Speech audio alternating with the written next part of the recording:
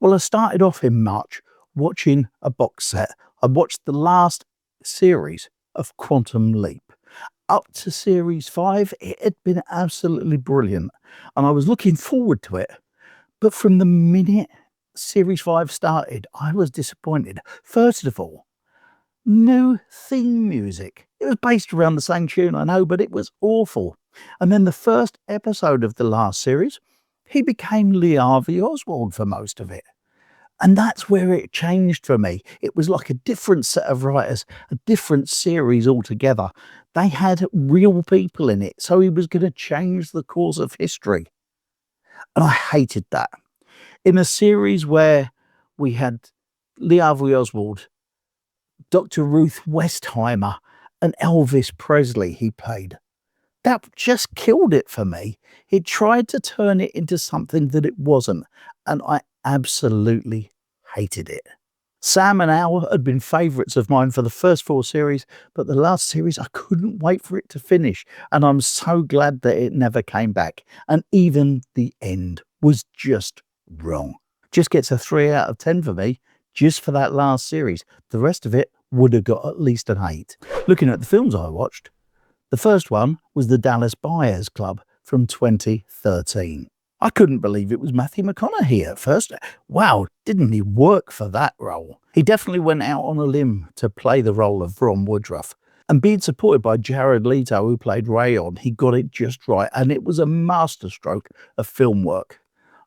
I thought the film was great. The story of how he worked around the system to get medication for the AIDS patients wasn't comfortable to watch, but it was really good. A great supporting cast as well, including Jennifer Garner and Griffin Dunn, made this an 8 out of 10 film for me, although it wasn't comfortable to watch. After that, I had a pleasurable experience to watch Arthur from 1981, Dudley Moore as the lovable drunk going through life, being shepherded along by Sir John Gielgud as Hobson. It's just a joy to watch. And the way that he met Liza Minnelli in the film, it was brilliant. She was a perfect sidekick. I smiled the whole way through it. I loved the film. To be honest, I loved it from the minute Christopher Cross started singing in the beginning of the film. It's just a gem. It was a novel love story that won me over in no time at all. I loved Arthur. It was a 9 out of 10 for me. It left me smiling from beginning to end. Just a great, great movie. I followed it up with Arthur 2, On the Rocks. Filmed 8 years later, he's still the lovable drunk who's come unstuck by this stage and is trying to do the right thing by his family. It's not close to being as funny as Arthur, but it's still a watchable film. I gave this one a 7 out of 10. Some of the jokes fell flat in it. The story didn't seem as good as the first one. It was nice to see Sir John Gielgud come back into it for just a small cameo, if you like. I couldn't help rooting for Arthur because he was trying to do the right thing, and he obviously is not the brightest spark on the block. But the one thing I did think is that he had more heart in the second film than in the first one. So it was still a great watch. After that, I watched 1967's Barefoot in the Park. Robert Redford and Jane Fonda as a newly married couple going through the beginnings of their married life. I loved Jane Fonda for being the scatty wife. I loved Robert Redford for his role as the rather dull and dreary husband. Jane Fonda was like a little playful pup, but Robert Redford was getting weary of very, very quickly. You could signpost it going off the rails in the first 10 minutes, but it was still a joy to watch. The more they became disillusioned, the better the film became for me. And with the completely wild and zany characters that lived in the building with him, I thought this was a great watch. It was gentle, but it flowed really well. And the performances by Redford and Fonda were just great to watch. I loved it. After that, I watched Deliverance from 1972. I'd heard about the film loads and never ever seen it. I was expecting a lot, and a lot is what I got. Beautifully filmed. It was directed by John Boorman, and it was as exciting and uncomfortable as I'd have thought. I knew from the start that was all going to go wrong, but what I didn't reckon with was the male rape scene and the squealing pig bit. That was a bit close to the night for me. But I'll tell you what, it kept me riveted the whole way through the film. I felt like I was in the action with them on this wild white knuckle roller coaster ride of a river trip. And I loved the way that the film started off with Burt Reynolds as the frontiersman who was going to guide them down. But as you got further and further into the film, you realised that they were out of their depth.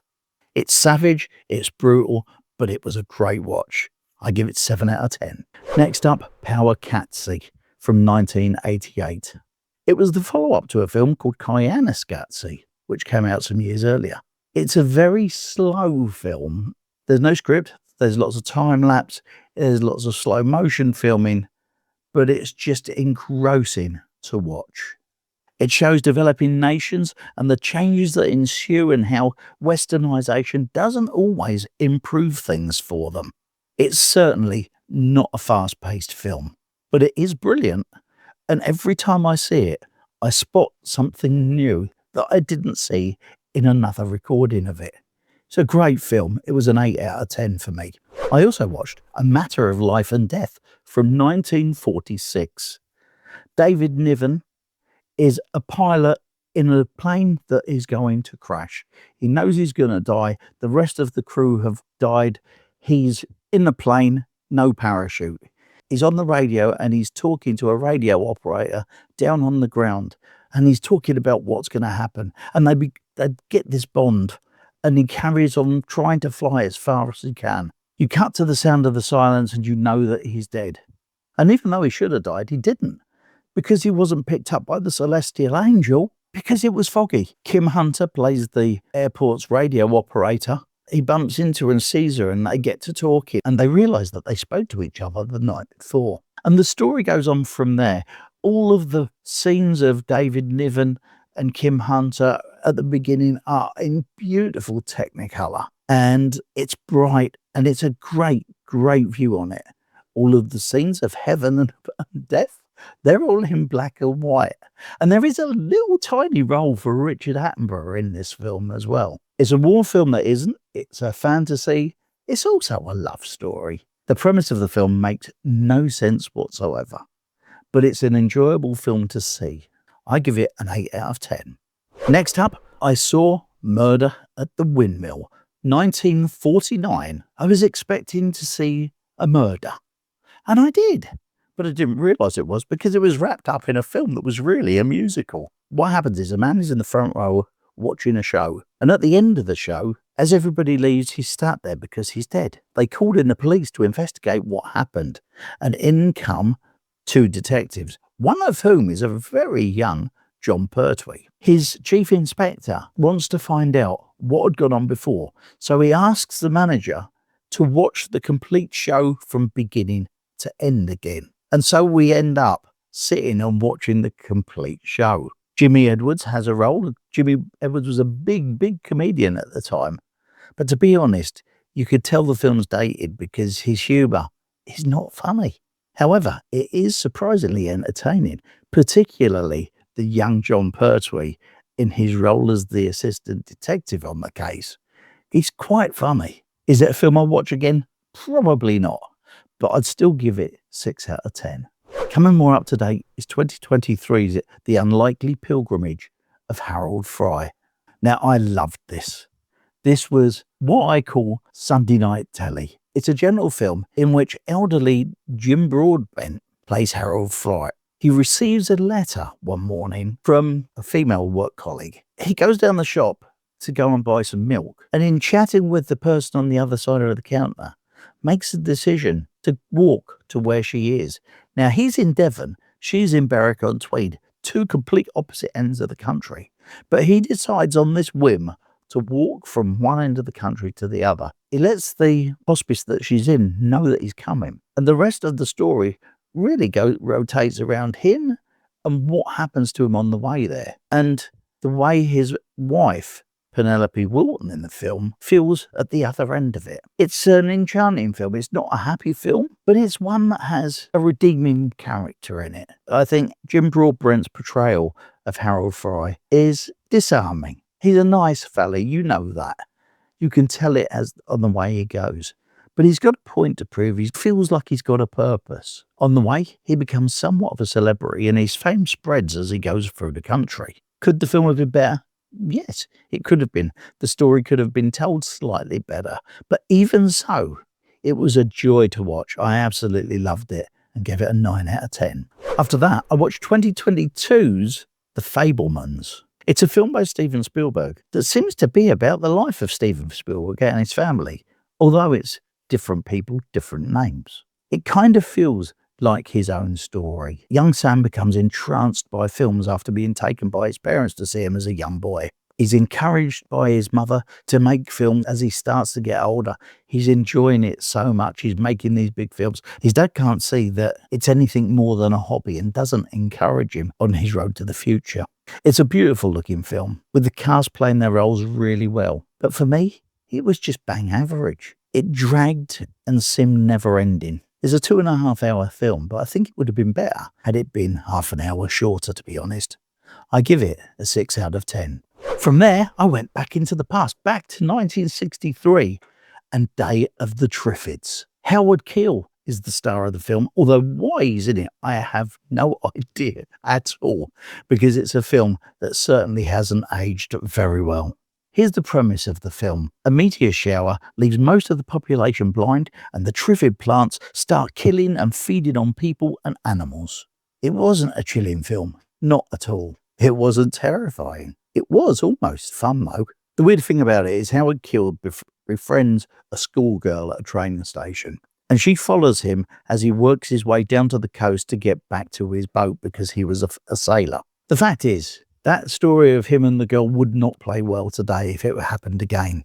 And to be honest, the film didn't play too well either for me. It was a very lowly 3 out of 10 as far as I was concerned. It may have been frightening back in the day. It certainly isn't today. And after that doom and gloom of watching that film, I was really lucky to see what is for me the pick of the films I saw this month, 1983's Local Hero. A junior executive for an oil company is sent to Scotland to buy a whole village so that the company can turn it over into an oil refinery. They've sent him because he's supposed to be an expert negotiator and they think it's going to be tough. Except there's a problem. All of the people in the village are more than excited about selling it. The only thing is, they're very slow-paced and it's taking much longer than the executive wants it to. And he spends a lot of time waiting about, and while he's there, he discovers how beautiful this coast is. And it changes him from a hard-hitting executive wanting to get things done into someone who would happily swap his life for the life of the villagers. It's a great little film. It's beautifully filmed. Burt Lancaster stars in it in one of his laid-back roles that he had towards the end of his life. It's just a lovely, gentle little film. I enjoyed it immensely. I was amazed I hadn't seen it before, but it definitely was worth a 9 out of 10 to me. After that, I watched Spider-Man 3. Now, I've got Spider-Man 1 and 2, and I got 3 as well. I was given all 3 of them, so I thought I'd give them a watch. I'd seen 1 and 2 before. 3, I thought, let's have some more of it. It wasn't bad. I like Tobey Maguire. I like Kirsten Dunst. So I was looking forward to it. However, Peter Parker is a little less friendly this time, and he's developed something of an ego along the way. But generally he does what he generally does. Kirsten Dunst is back as MJ, and she gets fed up with him and heads to Harry Osborn for comfort. Now, we all know that Harry Osborn has a grudge against Spider-Man, and that will play itself out during the course of the film. There's lots of tenuous links in this film, including the Sandman. If you love CGI, you're going to love this. If you like action, you're going to love this. If you like seeing Spider-Man doing that, you were going to love this. It's a good film if that's your thing. I only watched it because I'd watched the other 2, and personally I didn't think it was as good as the other 2. The film's okay though, 6 out of 10. And finally this month I finished up with 1950s Harvey. James Stewart stars as Elwood P. Dowd, and James Stewart does what James Stewart does. He's absolutely ideal for the part. He's a gentle character. He's eccentric in the film, and he's got an imaginary friend called Harvey, who just happens to be a rabbit. His neurotic sister tries to get him sectioned in an asylum and ends up getting locked up there themselves. His niece falls for one of the staff at the asylum. There's lots of misunderstandings, lots of things go on throughout the course of the film. But throughout it, James Stewart keeps playing that same character. He's innocent, naive, and always pleasant. And as you would expect, all ends well in a heartwarming film that left me with a smile on my face. So that's what I watched in March. I'll see you on the next video.